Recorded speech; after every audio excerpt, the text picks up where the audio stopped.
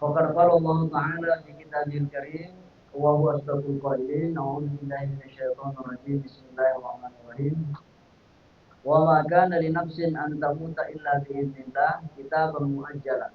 Wa may yurid thawabad dunya nu'tihi minha wa may yurid thawabal akhirati nu'tihi minha wa sanajzi syakirin. Wa qala aidan wa ma tasyauna illa ay yasha Allahu rabbul alamin. Shadaqallahul azim wa ballaga rasulul karim wa nahnu ala dzalika minasyahidin wa syakirin. Jamaah takziah rahimakumullah. Puji syukur kita persembahkan kehadirat Allah Subhanahu wa taala di mana pada malam yang ketiga ini kembali kita berkumpul di kediaman orang tua kita, keluarga kita. Mudah-mudahan kepergian beliau seluruh amal ibadahnya diterima oleh Allah Subhanahu wa taala dan seluruh salah dan khilafnya diampuni oleh Allah Subhanahu wa taala. Jamaah takziah rahimakumullah. Insyaallah pada malam hari ini saya kembali melanjutkan apa yang kita bahas pada malam pertama, yaitu tentang takdir Allah Subhanahu wa taala. Tujuan daripada meyakini atau mengimani qada dan qadar dalam kehidupan kita adalah berserah diri secara total kepada Allah Subhanahu wa taala tanpa kehilangan iman. Artinya kita melepaskan kendali dalam hidup kita. Kita tidak berupaya dengan kemampuan kita. Kita sadar bahwa hidup ini dikendalikan olehnya. Tapi kita tetap beriman dan bertawakal kepadanya. Ada ungkapan mengatakan bahwa tanda orang yang bahagia adalah melupakan masa lalu, tidak mengkhawatirkan masa depan, dan dia menikmati hidup masa kini. Ada orang tidak bahagia. Kenapa? Karena dia selalu teringat masa lalunya. Sekuat apapun engkau ingin merubah masa lalumu, ya tidak bisa karena itu sudah terjadi. Ada juga orang tidak bahagia karena dia khawatir bagaimana dia menghadapi masa depan. Bagaimana kalau sakit, bagaimana kalau anaknya seperti ini, bagaimana kalau ekonomi terjadi krisis dan seterusnya. Padahal kenapa khawatir dengan masa depan? Itu belum terjadi. Karena dia dihantui masa lalu dan khawatir dengan masa depan, maka dia tidak menikmati masa kini. Bagaimana dia bisa bahagia? Karena pikirannya tidak merasakan apa yang sedang terjadi. Contohnya malam ini. Kalau pikiran tak ada di rumah, pikiran tak ada di pekerjaan tak besok, ya tentu kita tidak menikmati suasana ini. Pulang nanti siapa tadi yang hadir? Nah, aku tahu semua siapa yang hadir. Kenapa? Karena dia tidak menikmati suasana ini. Itu sering terjebak.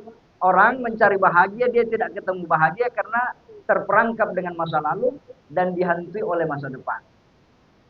Gunanya kita beriman dengan takdir, qada dan qadarnya Allah Subhanahu wa taala, kita yakin bahwa Allah yang menetapkan takdir itu tentu dia sudah merancang hidup kita seindah mungkin. Ya.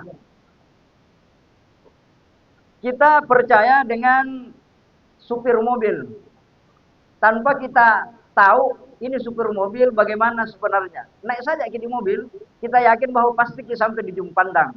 Kenapa? Karena arah mobilnya ke Makassar.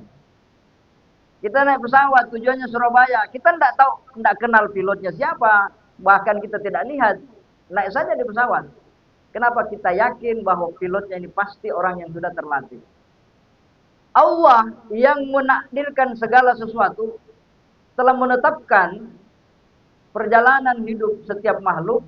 Kenapa kita mau tidak percaya kepada Allah? Makanya jamaah sekalian yang sama berbahagia, ada ungkapan daripada Ali bin Abi Thalib. Ya Allah, aku tetap berdoa kepadamu karena itu perintahmu. Tapi aku tidak pernah tahu apakah doaku yang terkabul itu lebih baik atau doaku yang tidak terkabul. Itu yang lebih baik. Ya. Kadang kita menginginkan sesuatu terjadi, tiba-tiba tidak terjadi. Tetapi efeknya ternyata dia membawa manfaat kepada kita. Jamaah sekalian yang sama berbahagia. Jadi tanda orang yang bahagia adalah dia melepaskan kendali, keinginannya mengendalikan total hidupnya.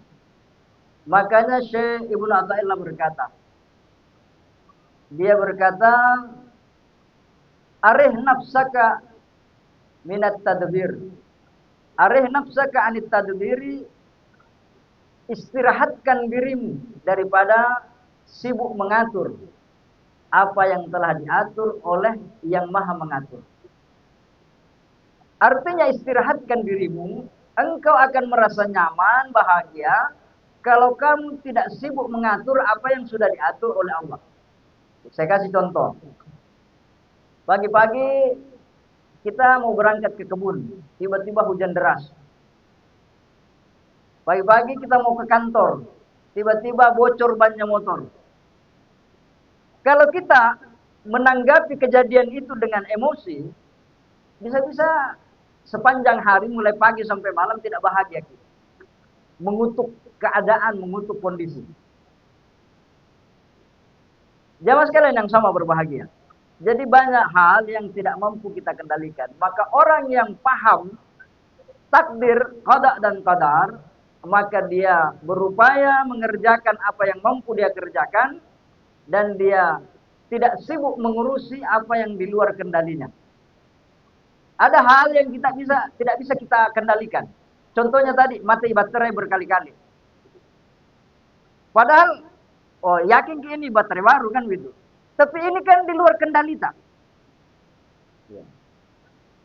Itu contoh. Jamaah sekalian yang sama berbahagia. Oleh karena itu banyak ayat dalam Al-Quran yang menjelaskan tentang persoalan takdir ini. Ayat dalam surah At-Takwir Allah mengatakan, "Wa ma tasyauna illa ayyasha Allahu rabbul alamin." Dan apapun yang kalian inginkan tidak akan terjadi kecuali diinginkan oleh Allah Rabbul Alamin. Jadi jangan kita pernah mengutuk, mengeluh, dongkol dalam hati apa yang telah terjadi. Karena tidak mungkin itu terjadi kalau tidak dikehendaki oleh Allah. Maka terimalah dengan tulus hati. Bayangkan Rasulullah diusir dari Makkah. Nabi Ibrahim dibakar di api. Nabi Yunus ditelan ikan paus.